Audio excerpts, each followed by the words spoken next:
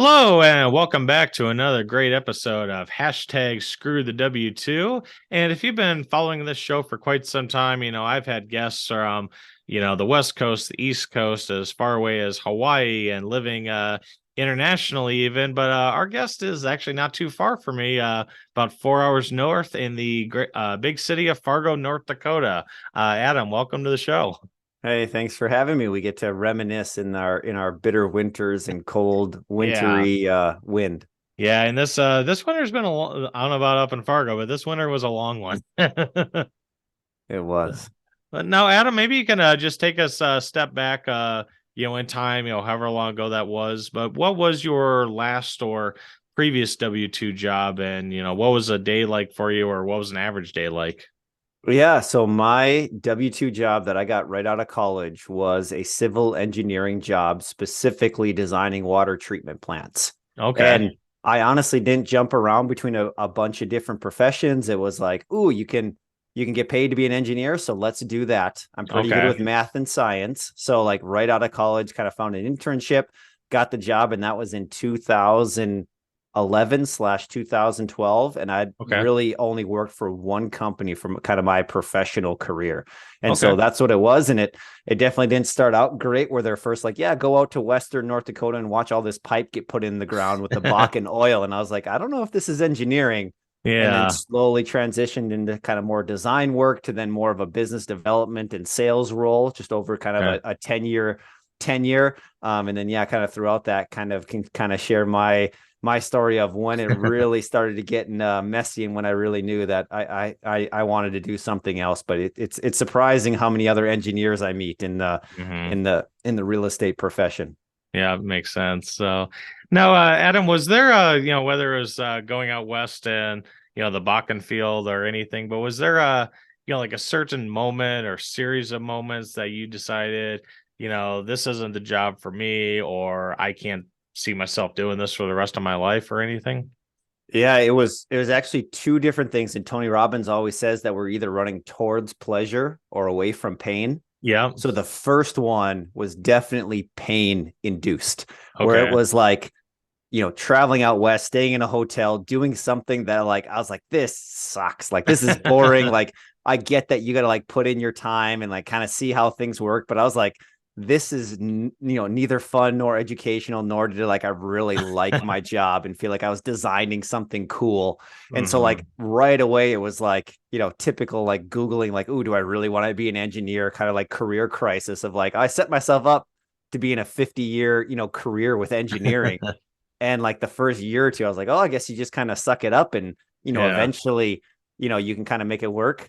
And so that was kind of like moment number one was really early on where I was like, oh, like, I don't know if it's a different career or I didn't even know like what entrepreneur was or passive income, but like the fire movement sounded really cool. Sure. Where like, you're young, you want money, you want to Yep. travel, you want to do all this stuff. And so like that was kind of the seed that was like, oh, I don't know if I really want to do this. Okay. But then there was kind of this chasm where I realized that I was in charge of my own happiness and my own career. Hmm. Before it was a lot of just like they put me out in Western, like I didn't have much control, right? And then there was kind of this moment where I started reading personal development books and I was like, you know what? Adam really likes this. I like being a project manager. I like going to city council meetings. I like talking to people. I'm not your typical engineer where I'm like crunching numbers all day. Like I'm actually more of like a D on the disc profile or like an Oh I, yeah. like more extroverted, which was pretty rare for an engineer. And so then what I did is actually took charge of my own career and was like, hey, can I start doing more of this? And I actually started to Okay. learn to enjoy my job, which I think was actually really important because then I actually got good at my job. Before, I would admit the first 2 to 4 years, I was a drain. Like I was a liability. Like, yes, they were still billing me out, but like I don't think I was much of a value add.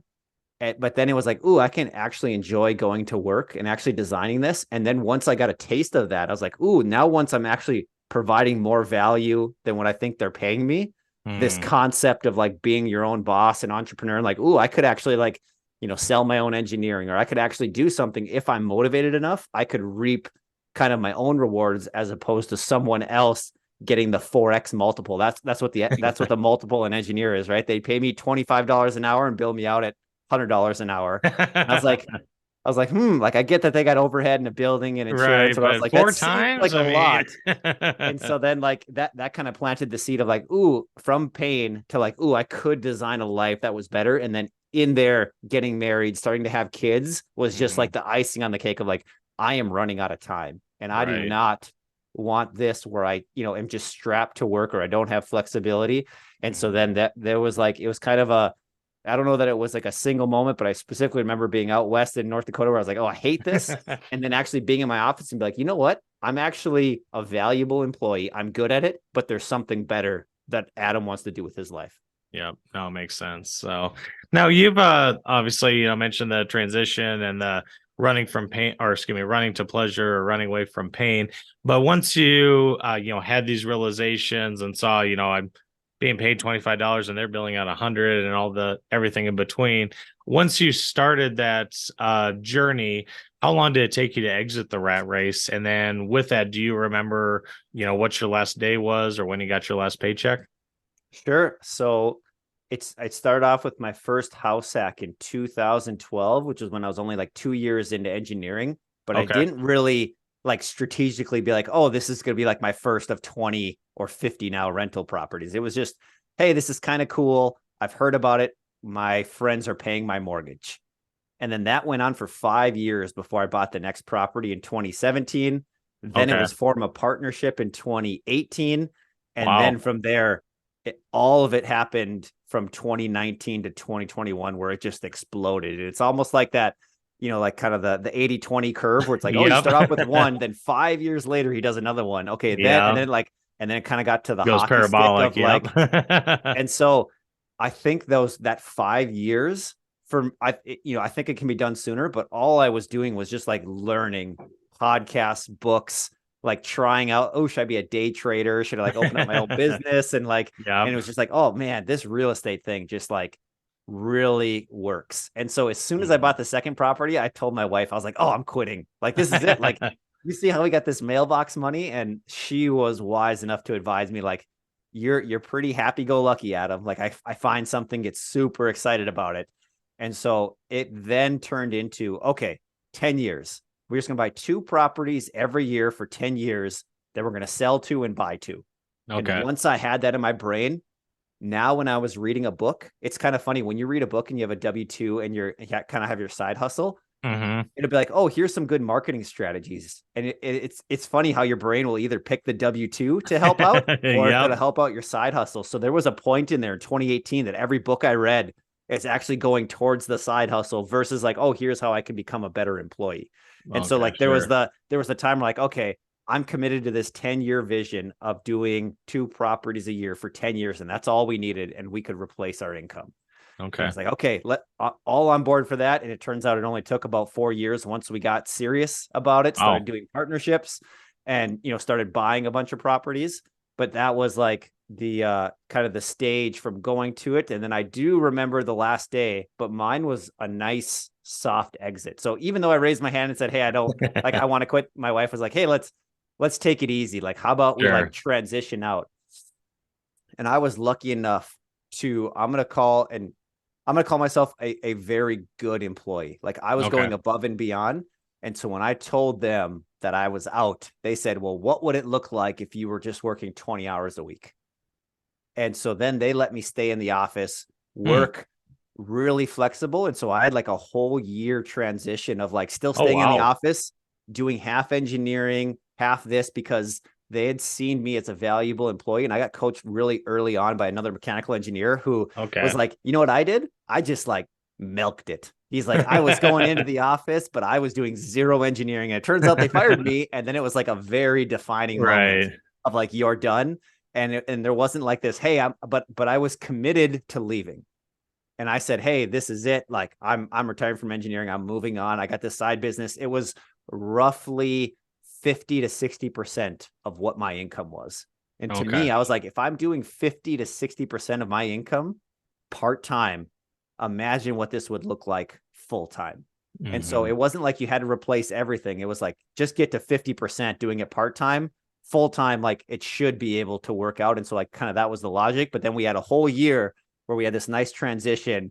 And then finally they're like, hey, Adam, I noticed you haven't put in any hours in the last 270 days. We're probably going to Wow. need the office back. And Yeah. so I was like, all right. So then that's where I, packed up the box and I officially had, the last day moving out of the office. And then I, haven't been able to use the office because it was literally just me going to the office, but doing zero engineering. And none of my colleagues actually knew what I was doing. But it was like, just I had done just a little bit of kind of work for a board, and that's kind of the segue out of it versus just kind of like a clean cut. You're physically there, but maybe not I don't know, emotionally invested at that point. So That's right. Yep. so and then that day that they said, we need your office back. Do you remember what that day was? I know you said you were packing up the boxes and moving out. So Yeah, so it actually came in an email because I was oh just like I was like never in the office. And he kind of said, "Hey, like your last day is going to be this day." And I was okay. like, "Okay, that makes a lot of sense." Because I just hadn't been billing any hours and I really wasn't tied to any more projects. And so I Hmm. remember seeing that. And it was a little bit of a shock of like, oh, like, well, now I can't use the office in this nice setup and have to be home and use Yeah. the computer.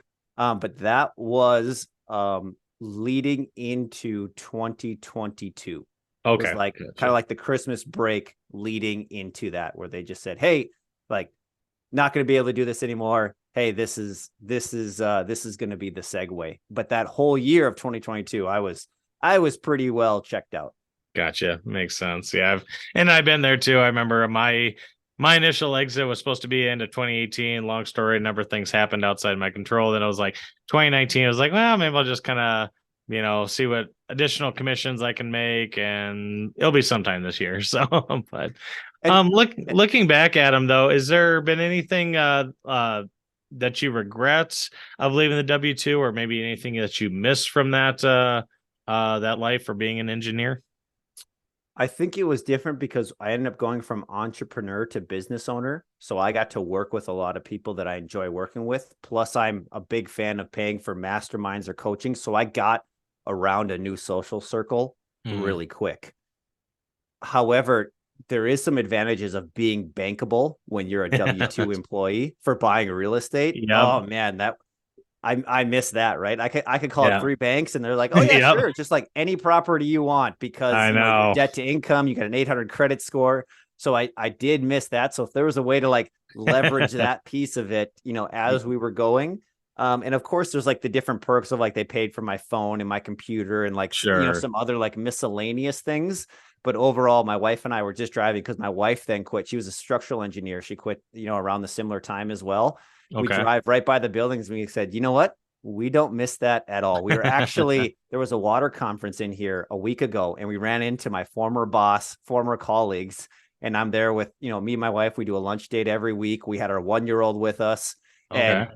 we were like, I was like, this is exactly what we wanted. It was a Thursday at 11:30. And like they're attending a water conference. They're away from their families. And, more power to you if you enjoy doing that. But then I was there with my wife and our son. Mhm. We have 3 kids, 5, 3, and 1. And like this is what we wanted from designing our life. And so there were small pieces that we missed. It was nice to, leverage the bank. It was cool to kind of be a part of that, but for some reason it just wasn't within me to be that. And I think I was more geared to be the entrepreneur. And so those would be the small pieces I missed, but otherwise, just super happy, grateful, and blessed to be where we are here today, that it went from, Sure. an idea in, I'll call it 2015 to 2017 to truly, in 2021 at the end of it being done. No. Now, on the flip side of that, Adam, as we're, about a year out since you said screw the W-2, what's been the greatest thing or the best thing about that journey, since then? Man, the time freedom. That Holy seems cow. to be the most popular answer of all my guests. And a couple different things to maybe layer onto that was when you, especially if you have young kids, which I do, Hmm. transitions, getting them out of the door, taking them to practice or different things, like just being able to prolong normal things of like getting on shoes and getting out the door, or like, hey, I'm going to go for a walk, or like, Yep. I want to go to the gym at 9 a.m. when nobody else is there. or I'm going to Mhm. go do things Monday through Friday and then work on the weekends if we wanted to, because that's when everybody else is out. So almost just like flip flopping what everyone else does, just so that it's not so busy. Like we'll go to the Mhm. Shields here, where it's got like a big Ferris wheel, and Yep. like we'll go there at like 2 o'clock on a Tuesday. Not a soul in there, right? There's no line. You go there on a Saturday and it's like packed up with kids. Yeah. It's almost like the Disneyland. So it's like cool. Like let's go to the library, let's go to the park, let's go, wherever we want where it's not as busy. So although it's like has that time freedom, like it's almost like a compounding effect. Well, now because you do that, now you don't have to wait in lines. Now you don't have Yep. to do this. And then I'm a big fan of what door did that now make possible? Because I thought all I wanted was financial independence. All I wanted was to quit the W-2. And Mhm. when that's all you want for 4 years, you get it and you're like, "Oh, okay.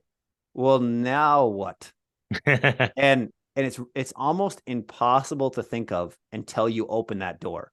And you're like, Mhm. "Oh, well, what's a little bit deeper?" And so I'm such a big fan of allowing that for other people, that if you're financially independent and you love what you do, like more power to you. But having Mhm. that ability to like replace 50 to 75% of your income, and now you're choosing what you want to do, I Yep. think I think individuals, at least myself, became a lot more purposeful. Who can I Mhm. help? How can I show up for my family? What can I invest in myself? What does a life that doesn't feel like it's so constrained that it's like, okay, wake up, get the kids out the door quick, get to, Yep.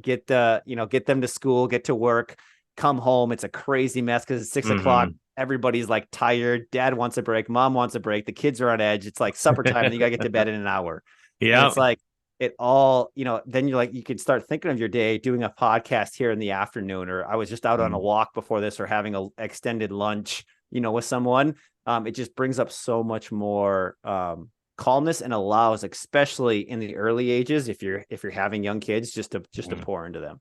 Yeah, great. And yeah, I got a well, he'll be 20 months here in a week, but yeah, I got a young son, and like you said, having the time freed, and it's nice to swing by, spend more time with him, but then also needs to be picked up early from daycare at parents or relatives or whatnot, and I have that flexibility too. So Yep. now, Adam, with if any of my listeners out there, maybe are kind of feel the same way you did, or even I did, or any of my other guests, where gosh, I'm not fulfilled at my job, or this sucks, or I hate my boss, or whatever the case may be, but they just feel trapped. There's I can't leave. I miss my healthcare benefits, or my 401k match, or fill in the blank, and there's just no way I could leave. What words of encouragement would you give them to, maybe even take that leap of faith of leaving the W-2 prison, if you will? Yeah. I'm going to take that in three different parts. Number Okay. one, which might be a little bit unconventional, is get better at your job. I don't know too many past employees that make really good entrepreneurs that were sucky employees. It makes sense. Yeah. Like if you're a rock star, you're kind of like, oh, I don't see the ceiling here, and like I'm gonna go start my own thing. But you have to be like really good at time management. You have to be really good at Hmm. product, like how to send emails, how to communicate, how to sell, like do all those things. So if you're like, man, I really hate my job, I do, and you're playing almost the victim or the blame card, Yeah. I would challenge that status number one, and actually figure out, okay, what systems can I learn from my company? Because they're a company and hopefully they're profitable. If like everything's going down, okay, yeah, maybe it makes sense to make a parallel change into maybe a different career field. Like if you want to get into investing and you're working as an engineer, maybe become a real estate attorney or a loan Mm. officer. So you actually are in the field that has somewhat, a tangible knowledge into what you want to go into, versus me, Sure. like engineering and real estate, besides professionalism, like there was no like technical correlation. Like I was good at spreadsheets, I was good at like project management, but it's like if I was a loan officer, I would understand, oh, this is how they underwrite loans. This is a debt to income ratio. Here's Mm. all the things. So one, I would say get good at your job, or kind of like two, make that tangential move into something related to it. If you want to become a real estate investor, go work for a real estate investor. You could Mm. be working as a salesman, a setup, a dispo, a project manager. You could work in the office. Like you could actually work for someone while getting trained in what you want to do. And maybe Mm. it's day trading and you can go work for a stock company. Maybe it's financial advising. Maybe it's building a product, whatever, floats your entrepreneur or whatever your boat. So I would say one is get good. Two is kind of that tangential. And then number three, I like the 50% rule of if you can replace 50% of your income with a side hustle, to Mm. me, that's good enough. Cause I think if you jump before that, you might get into the scarcity mindset. And there's Yeah. some people like, nope, I want all or nothing, right? I need the pressure. I do all that. It's a very different feeling when you're like asking a client for money because you have to buy diapers and put food on the table versus Yep. like, if you buy or you don't buy, I'm going to be okay, but I think this is helpful. So being in a financially healthy position to be able to invest into your business, because if you jump too early and you don't have any additional income, you can't invest into salesmen or technology or things because you're trying to be so frugal, which is really good when you're Mhm. bootstrapping because you don't want to spend a lot of money, but Right. some seed capital certainly helps as you're going through it. And then as you look out X amount of years from now, for me, it was always, what if you could just retire 5 years early? That's it. Hmm. Just 5 years early. What would you do differently? Because you can't stash it all into the 401k because you can't touch that. So Yep. it's like, oh, I'm just going to put money into a brokerage account. So it's like, okay, you're just going to do the savings rate, or it's a cash flow, or it's like I own a business and I have X amount of equity and I can take, dividends or something from it, or a loan Hmm. against the property. And so those would be, maybe the micro steps that I would use to get into it. And if you haven't done a single sale or anything for this business, please don't jump quite yet. Like if you can't make one sale, I was like, my challenge is go get 100 no's. Typically you'll get one yes before you get 100 no's. And Yep. there's a really good book called Go for No. But like if you're offering something or you're trying to buy real estate or whatever it is, it's how quickly can you get your no's? And it's just sometimes it's Hmm. just a volume game. And if you're not a Yep. salesman, you're gonna figure that out really quick, and you're gonna realize Yeah. You take that it you're personally and you get yeah. past, maybe get past the third one, but that's about it. And then I think that's because that's where you can allow the opportunity for pivoting. Like Hmm. I read the $100 startup, and he's got that great matrix of like, what's going to make me money, what's in line with my vision, and how much effort does it take. And then you rank all your ideas, you give them a score, and it's kind of like this Eisenhower matrix of like you're doing, column X, times column Y, and it's giving you a score of like real estate versus doing day trading versus starting up my, an e-commerce business. And you're like, oh, well, it turns out this one gives me the most freedom, has the highest chance of profit, and it, Hmm. aligns with the vision that I want. So it was probably a long answer to those kind of three circular, definitions of what I would recommend for someone that's a little bit scared.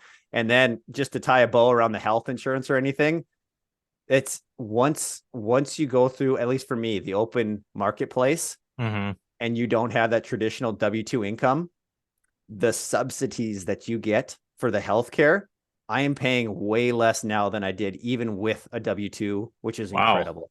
Okay.